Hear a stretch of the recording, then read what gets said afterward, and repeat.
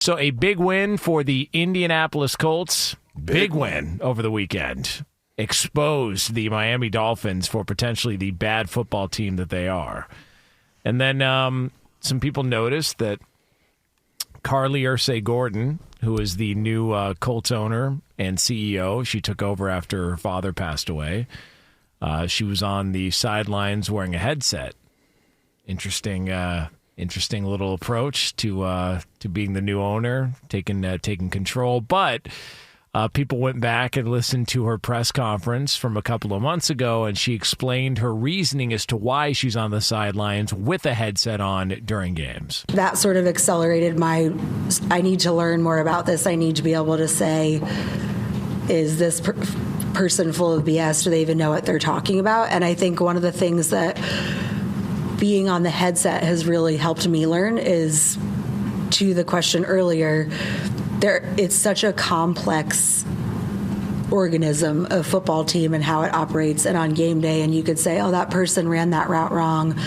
When you learn to find, someone tagged the wrong wide receiver, and it wasn't really the player's fault. It was the person that called it. So, and it's never, I think that's been a very valuable, because it also helps us be able to know, where do we need to make tweaks? What resources do we need? What do we need to fix? So much of it comes down to just how we operate and how things work. And the headsets are really, I wish more. I would suggest it for anyone else that has to pay coaches and GMs millions and millions of dollars.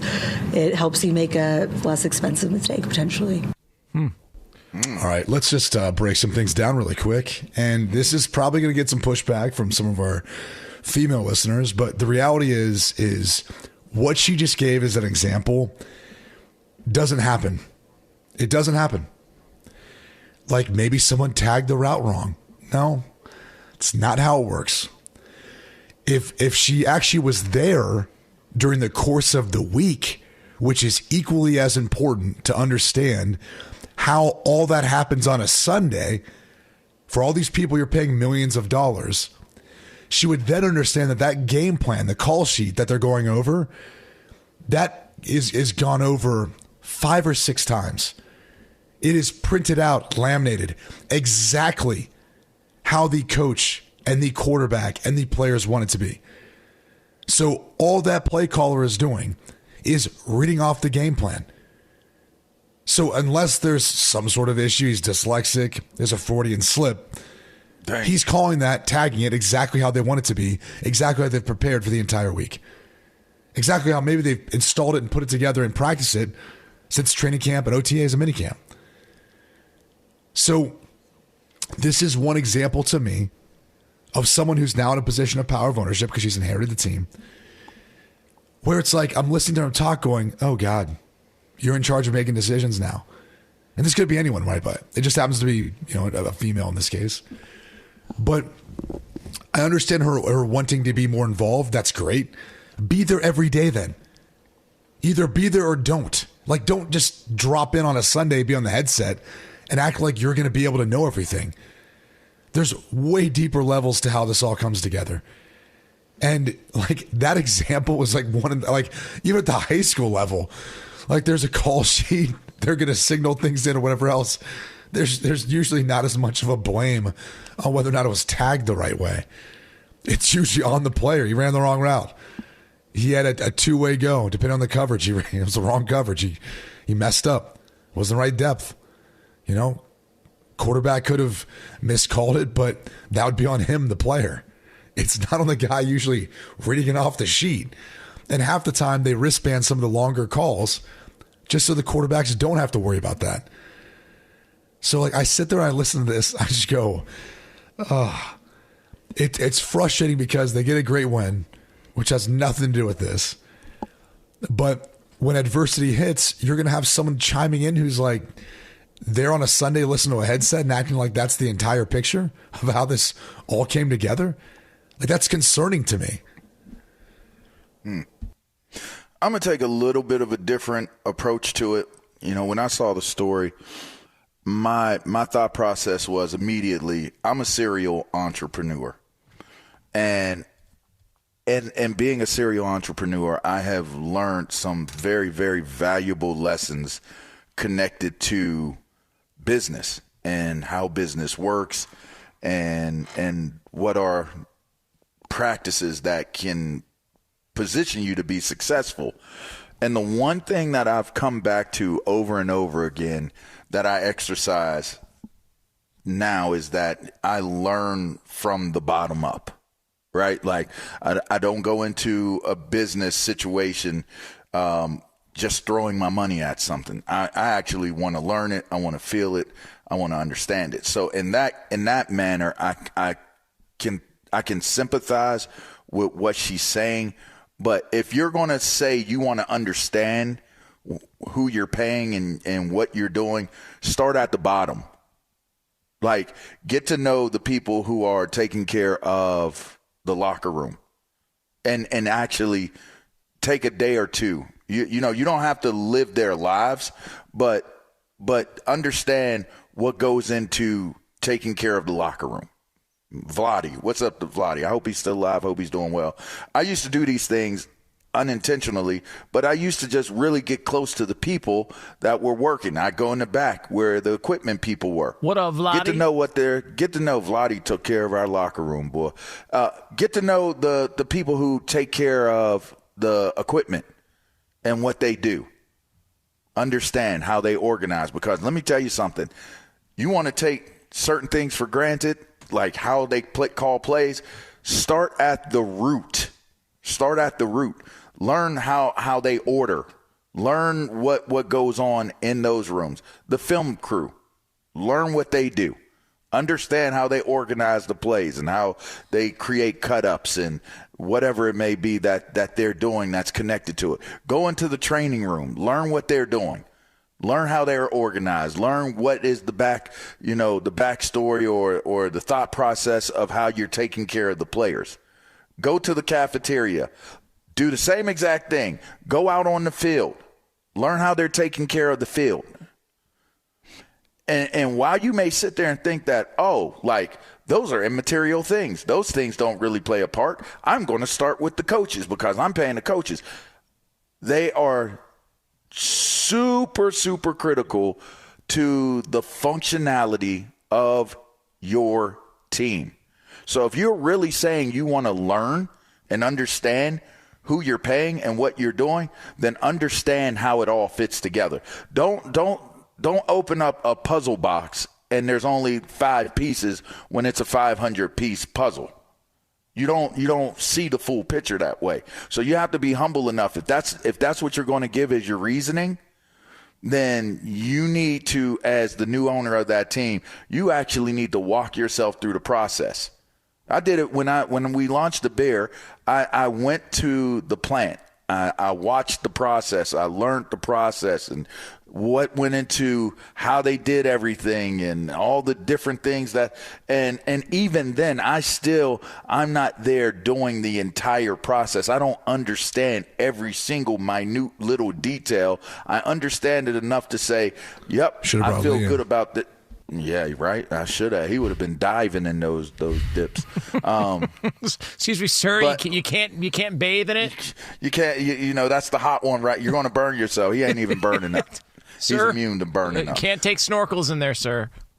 Let me tell you something too. By the way, have you guys ever did a tour of a brewery?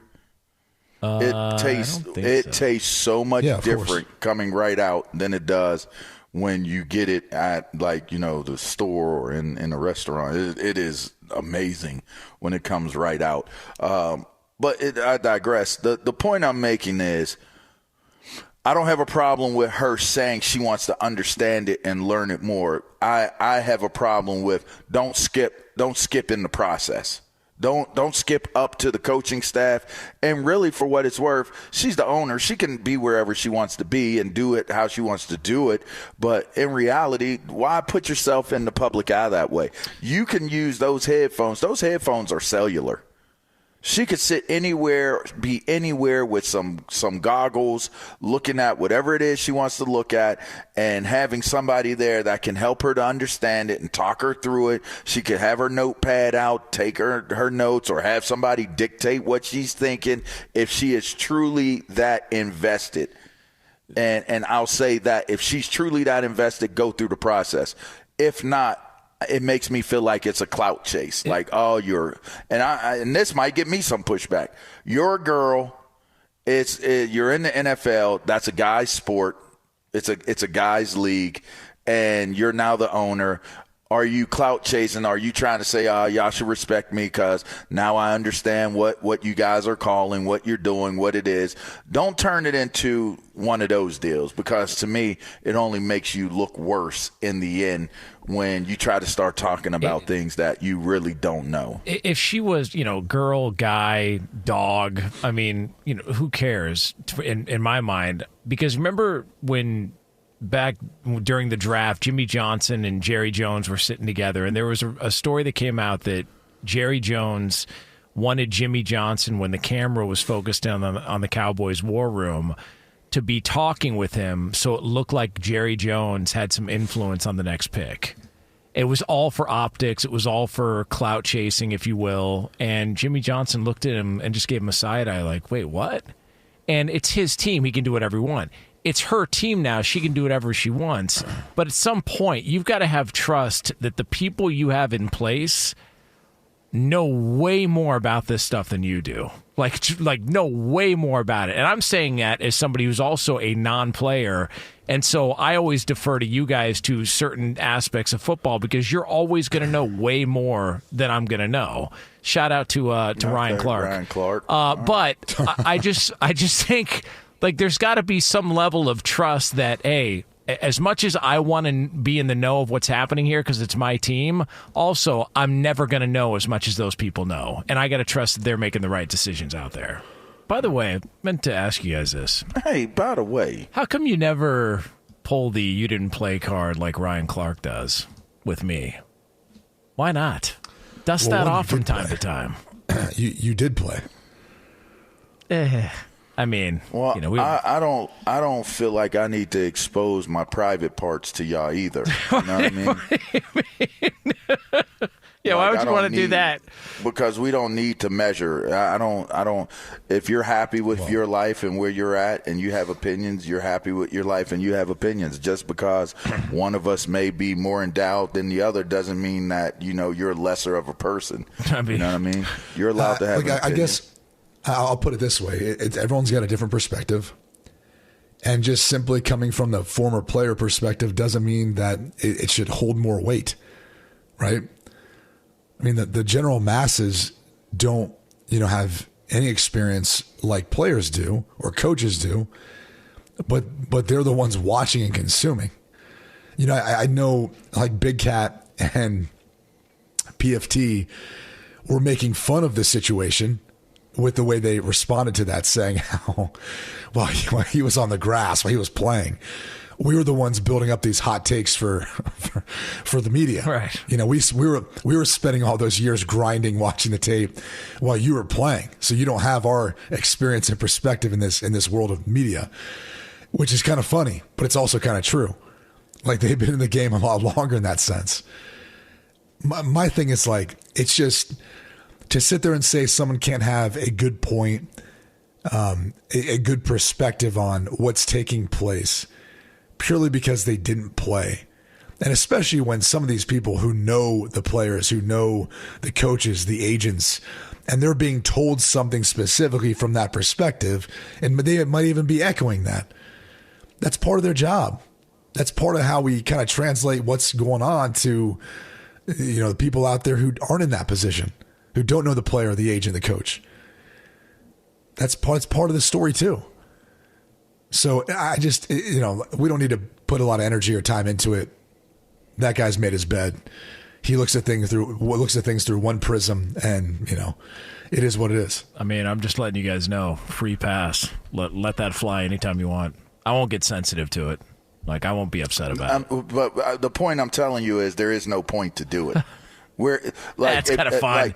Why not? It's kind of fun. Just pants me on the air from time to time. What's wrong with that? It's such a small industry. Like, think about how many people are on our lineup. Think about how many people are on their daily lineup. It's not very many. And Schrags is like super well respected.